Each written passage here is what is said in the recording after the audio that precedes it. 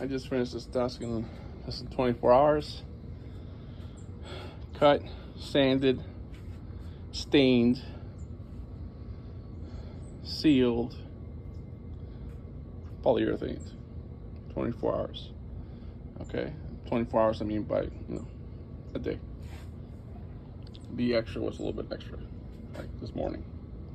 So 20 by 66 for the top, 18 by 30 for the legs, 15 and a quarter for that runner right there. This is a shelf that I measured out for my specific use case, which is for my laser jet. That's where it's going to go.